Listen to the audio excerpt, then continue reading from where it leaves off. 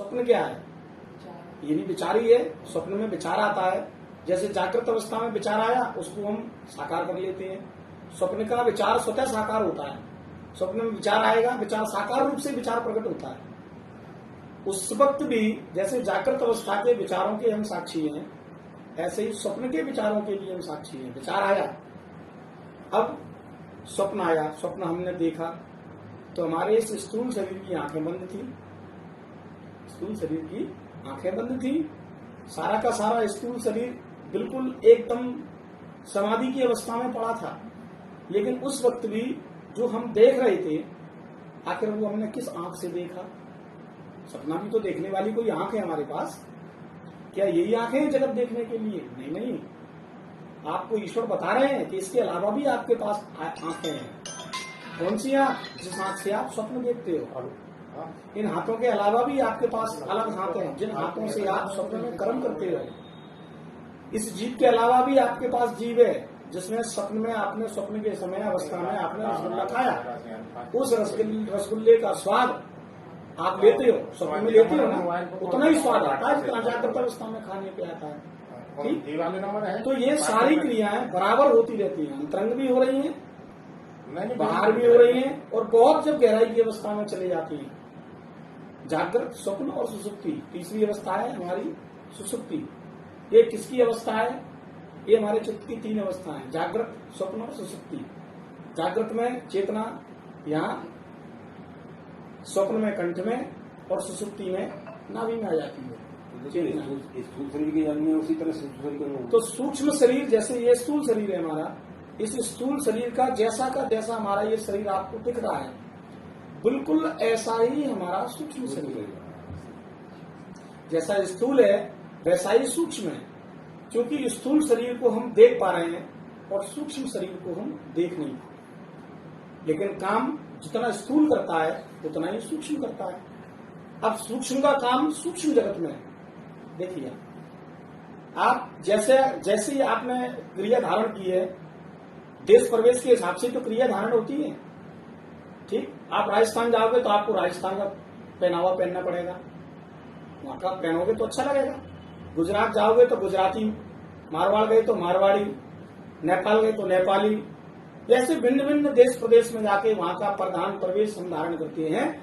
ऐसे ही हमारा जागृत अवस्था का ये पूरा का पूरा रूप है। और जब हम विश्राम की अवस्था में होते हैं, यानी हम जब स्वप्न अवस्था में होते हैं, उस वक्त भी ऐसा ही शरीर है पूरा का पूरा। साधना के माध्यम से, साधन के माध्यम से इस शरीर से उस शरीर को अलग किया जा सकता है, विच्छेद कर सकते हैं उसके लिए आपको साधन करना पड़ेगा। बिना साधन के विच्छेद नहीं होता। जैसे दूध में घी होता है, सबको मालूम है दूध में घी होता है, लेकिन बिना साधन के विच्छेद नहीं होता। आप साधन करो तो साधन के लिए पहले दूध गर्म करो, फिर जामन डालो, फिर जमाओ, फिर उसको मथो, मथने के बाद क्रीम निकलेगी, क्रीम को भी पकाएंगे तब जाके आपका घृत निकलेगा। है तो दूध में ही, बिना साधन के प्राप्ति नहीं है। तो कई लोग बोलते हैं दूध ही पर्याप्त है। नहीं, दूध पर्याप्त है, लेकिन इन साधनों से इनका महत्व बढ़ता है। बिना साधन के वो महत्वपूर्ण नहीं है। दूध का जो समय है वो कितनी देर तक रहता है? 10 घंटे, 8 घंटे, 12 घंटे। इसके बाद दूध विकृत हो जाता है, फट जाता है। उसका वो जो गुण होना चाहिए था वो गुण नहीं होता। आप सोचो उस फटे हुए दूध से चाय बना लो, नहीं बनेगी। फटे दूध का स्वाद और अच्छे दूध के स्वाद में डिफरेंस आ जाता है। अब उसी दूध को आपने थोड़ा सा जामन लगा दिया, जामन लगाने के बाद वही दूध जो अब 12 घंटे रुक रहा था, वही दूध अब 2 दिन तक रुक सकता है। ठीक है ना, क्योंकि उसकी म्याद बढ़ी, क्योंकि अब उसमें अपन ने कोई क्रिया करी, म्याद बढ़ी। म्याद होने के बाद आप उसमें रई लगा दो उस दही में, तो उसमें से जो नौनी निकलेगी, नौनी की म्याद दही से भी ज्यादा है ना। सीताराम होगा। अब उस दही में से नौनी निकली, लेकिन नौनी भी अभी पूर्ण रूपेण शुद्ध नहीं है, पूर्ण रूपेण शुद्ध नहीं है, क्योंकि अभी उसमें कहीं ना कहीं उस दही की खटास बकाया है। तो ये पूर्ण शुद्ध कब होगी? और ज्यादा इसकी म्याद बढ़ानी है तो फिर आप उस नौनी को गर्म कर देंगे। जब नौनी गर्म होगी तो उसका मल जलेगा, मल जलने के बाद वो नौनी घी में परिणत हो जाएगी। और घी की म्याद कितनी है? 5-5 साल रखे रहते हैं लोग, जो कहते हैं जितना पुराना घी उतना फायदेमंद। ऐसा कहा गया ना, जितना पुराना घी उतना फायदेमंद। उसकी कोई सीमा नहीं। तो जिस प्रकार बिना शोधन के दूध से घी प्राप्त नहीं होता, उसी प्रकार जब तक आप अपने अंतःकरण का शोधन नहीं करेंगे तब तक आपको विशुद्ध चैतन्य जो आप हैं, आप केवल अपने को जानने की क्रिया है और किसी को नहीं जानना हमें। हम जो भी कर रहे हैं या जो भी हम करेंगे वो स्वयं को जानने की क्रिया है, दूसरे के लिए कुछ नहीं है, स्वयं को जानने के लिए। अब जब तक उसका शोधन नहीं करेंगे तो शोधन धीरे धीरे धीरे धीरे समझ में आएगा कैसे करना है, ये इसका एक साधन है। तो साधन के माध्यम से जब शोधन होता है तो घी की तरह हैं हम विशुद्ध चैतन्य। अभी हमारी स्थिति दूध जैसी है, जरा सा टाइम लगा फट जाते हैं, विकृत हो जाते हैं। ठीक, जब कोई संत सदगुरु मिल जाए तो वो नाम रूपी जामन देता है। अभी हमारा मन कैसा है, दूध की तरह है, ज्यादा देर ठहर नहीं पाता, फट जाता है। 1 घंटे 2 घंटे सत्संग सुनेगा तब तक तो वो बिल्कुल स्थिर रहेगा, ठहरा हुआ रहेगा। लेकिन जैसे ही वो सुनाने वाला गया, ये मन फिर विकृत हो जाता है। इसका विकृत होना ही फटना है। जैसे दूध का विकृत होना फटना है, ऐसे मन का विकृत होना भी दूध की तरह फटना है। अब जमे ये, तो जमाने के लिए जामन चाहिए। रामचरितमानस में एक पूरा का पूरा प्रसंग है ये उत्तरकांड में। अब जमाने के लिए क्या चाहिए, जामन। तो जामन क्या है, संत सदगुरुओं की बात ये जामन का काम करती है। ये आपके दूध जैसे मन को जो हिलोर ले रहा था, बात बात में ऐसे हिल जाता है मन हमारा, इस हिलते हुए मन को वो जामन देती है। 2 बूंद उन्होंने जामन डाल दिया, आप देखेंगे कुछ समय के बाद वो दूध कैसा हो जाता है, ठहर जाता है। और इतना ठहर जाता है कि उसका थक्का जम जाता है। आप उस थक्के को उठा के दीवार पे मारो, अच्छा अगर जमाने वाला कोई हो, तो जमाने की भी क्रिया है, आदमी नहीं जमा पाता। दही जमाना भी अपने आप में कला है, आदमी नहीं जमा पाता। कई डेयरियों पे इतने अच्छे दही मिलते हैं कि आप दही उठा के और दीवार में मार दो तो दीवार से गिरेगा नहीं, दही चिपक जाएगा, है ना। तो ये कला है। ऐसे ही संत सदगुरुओं के वाक्य से हमारा जो छिछला मन था ये जमता है। लेकिन वो भी वाक्य कब मिलेगा, वो जामन भी कब लगेगा, जब तक दूध को गर्म न किया जाए। दूध कैसे गर्म होगा, ये तो दूध की बात है, दूध गर्म होगा, मन कैसे गर्म होगा। तो मन भगवान के नाम से गर्म होता है। इसको साधन की लोप है, साधना की लोप है, तप की लोप है, सुमरन की लोप है, जप की लोप है। आप इसको पहले गर्म करो। श्री राम जय राम जय जय राम, श्री राम जय राम जय जय राम, श्री राम जय राम जय जय राम, श्री राम। ये जामन है, ये हमने तो नहीं बनाया, कि किसी ने दिया हमको कि लो इस दूध में डाल दो, और डाल दिया। संतों के द्वारा जो वाक्य प्राप्त होते हैं, इसीलिए एक श्लोक आता है कि मंत्र मूलम गुरु वाक्य, गुरु की वाणी से निकला हुआ वाक्य ये मंत्रों का मूल है। और ये क्या करता है, हमारे इस मन को जो अब तक दूध के समान था, कच्चा था, कच्चे ही दूध जल्दी फटता है, थोड़ा सा पक जाएगा तो टाइम लगेगा, तो इसको पहले पकाया जाए। पकेगा कैसे, साधना के द्वारा। साधना में क्या करना है, सुमरन करना है, ध्यान करना है, ठीक, समय समय पर थोड़ा बहुत हरे नाम संकीर्तन भी करना है, या जो भी साधन आपने लिया है, जो भी आपको किसी ने दिया है, उस साधन से धीरे धीरे पहले इसमें इसको गर्म करो। गर्म कैसे होगा, तो भगवान का नाम अपने आप में सूर्य और अग्नि दोनों ही है राम नाम में, ठीक है ना। जब सूर्य अग्नि से मल विक्षेप विकार नष्ट हो जाएगा तो शांति स्वतः प्रकट हो जाएगी। ये माँ शांति है, रा आका डंडा ये अग्नि है, एक अग्नि और एक सूर्य है। जब ये दोनों विकार आपके अंदर हैं और जब ये बाण चलेगा राम नाम का, तो आपके अंदर के विकारों को ये नष्ट कर देगा।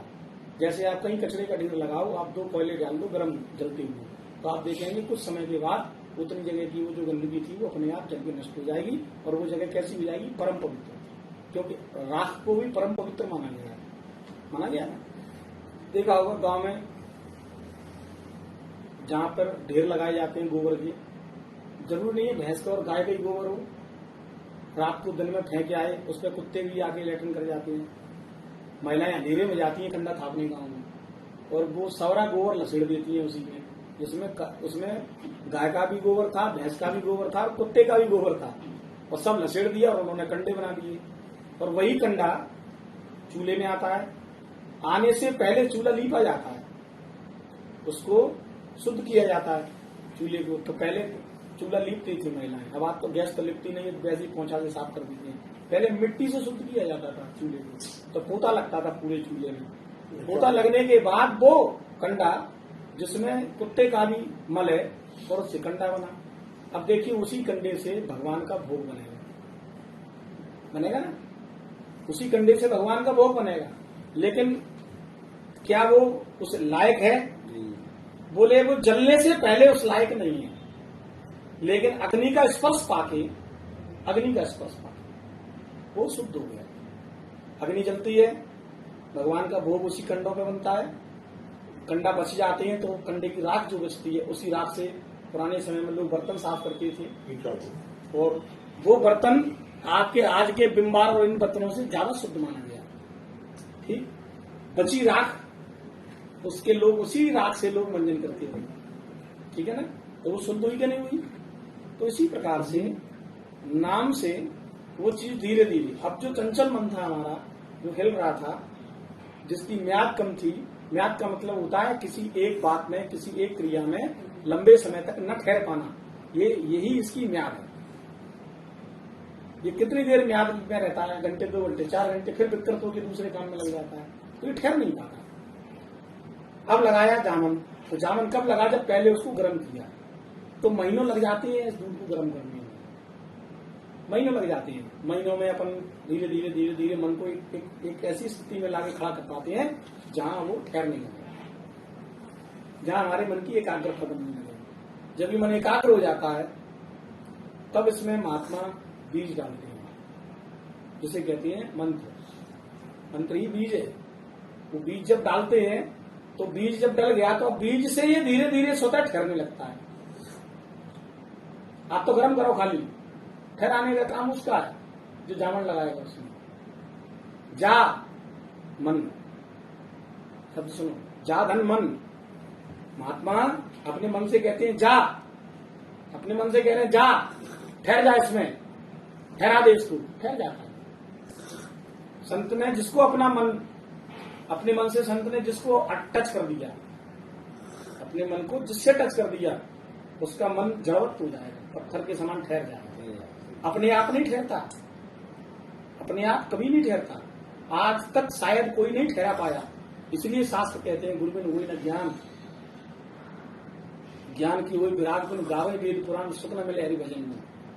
अब ये ठहरेगा धीरे धीरे, तो एकदम तो ठहरेगा नहीं। जामन लगाए और हाथ सोचोगे एकदम दूध लाओ कि ठहर गया, नहीं, कुछ समय लेगा, कुछ समय के उपरांत ये ठहर जाएगा। जब मन ठहरने लगेगा तो संत के द्वारा जो वाणी आपको प्राप्त हुई है, फिर आपको क्या करना है? उस वाणी में विचारों की रई, मुद्दा मत है, विचार मत आने। फिर आपको विचारों की रई चलानी है, positive negative, positive negative, positive negative, सत्य और असत्य। रई चलती है ऐसे हाथ से। आजकल इलेक्ट्रिक आ गई है, बच्चों को इतना आइडिया भी नहीं है। पुराने समय में रई रस्सी बांधती थी महिला, 2-3 लपेट मारती थी, उसको लेफ्ट राइट ऐसे घुमाती रई को। तो वो रई जब निरंतर घूमती है तो घूमने से क्या होता है? वो जब दाएं बाएं चलती है, इस रई का नाम है चिंतन।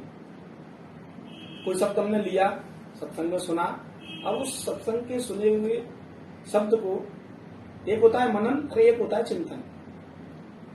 मनन, इसके लिए ये मन के द्वारा जो किया जाए वो मनन, और जो चित्त के द्वारा किया जाए उसका नाम चिंतन। ठीक, तो फिर उसको आप खूब मनन करो उस बात पे कि हमने ये सुनी थी, उस पर अपन मनन कर रहे हैं। मनन का मतलब ही होता है उसको मथना। जब मथते जाएंगे किसी चीज पे, मनन चिंतन हमारा निरंतर चलेगा, तो आप देखेंगे right wrong, right wrong, right wrong, right wrong, right wrong करते करते एक दिन रॉन्ग नष्ट हो जाएगा, राइट बचेगा। वो राइट है क्रीम, वो नॉनी राइट है, वही सही है। क्या निकला उसमें? इतने सारे मटेरियल में से 1 किलो, 2 किलो या 5 किलो जो दूध था हमारा, उस 5 किलो दूध में से 250 ग्राम निकली है नॉनी। कितना मंथन किया हमने इस पे। सार कितना होता है? सार शब्द तो बहुत छोटा होता है। सार माने बीज। जैसे बरगद का पेड़ बहुत बड़ा होता है, लेकिन बरगद का बीज बहुत छोटा होता है। इतना छोटा होता है कि हथेली पर रख लो और अगर सही निगाह कमजोर है आपकी तो दिखेगा नहीं आपको। नहीं, तो सार रूपी वो जो बीज है वो निकल के जब आता है, अभी भी उसमें विक्षेप है, अभी भी उसमें मल है, क्योंकि अभी भी वो प्योर नहीं है। हमने अपने चिंतन से निकाला है ना, अभी भी वो प्योर नहीं है। फिर क्या करना है? बोले फिर इसको साधन की भट्टी पर तपाना है, साधना की भट्टी पर तपाना है। जब ये पूरी रूप से तप जाएगा तो देखो, दूध से आप दीपक नहीं जला सकते। जला सकते हो क्या? दही से जला सकते हो क्या? नौनी से जला सकते हो क्या? घी से दीपक जलता है। घी कहाँ था? दूध में। ऐसे ही परमात्मा रूपी जो घी है वो हमारे ही अंदर है। जब तक हम इस अंदर वाले को मथेंगे नहीं, तब तक वो सार रूप जो घी है, जो विशुद्ध चैतन्य तत्व है, वो प्राप्त होने वाला नहीं है। तो इसलिए मनन, चिंतन और निधिध्यासन ये अवश्य करना चाहिए।